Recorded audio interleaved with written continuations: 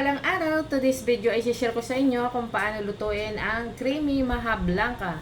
Ang mga ingredients ay 2 cups cornstarch, 1 can cream corn, ito yan siya, 4 cups coconut milk, 2 cups water, 1 can condensed milk, 1 can 370 ml evap milk, kahit anong brand pwede po. Tapos 1 can whole corn kernels at saka sugar. Ayan, sa isang bowl po paghaluin yung cornstarch at saka tubig o di kaya gatas. Haluin ito ng haluin hanggang matunaw. Tapos ilagay mo na sa isang tabi.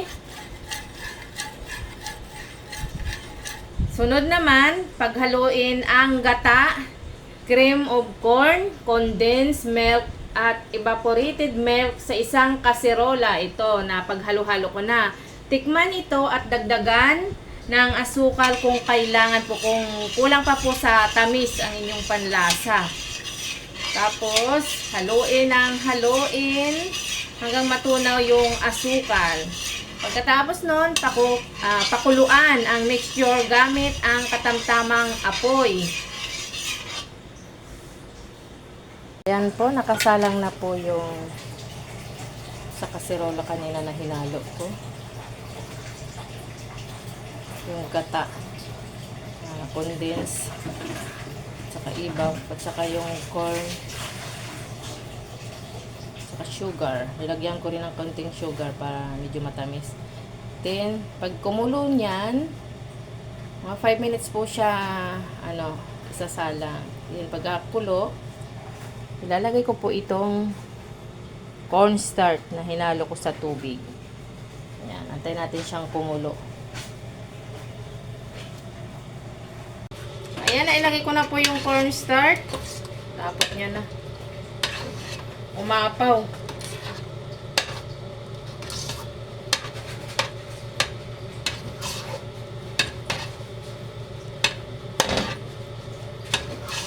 Haluin na ng haluin hanggang maluto yung yung nilagay kong cornstarch.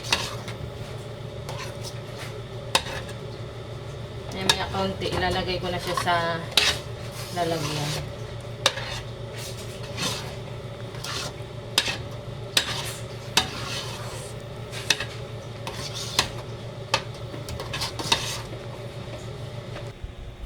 Ayan na po ang aking maha blanca.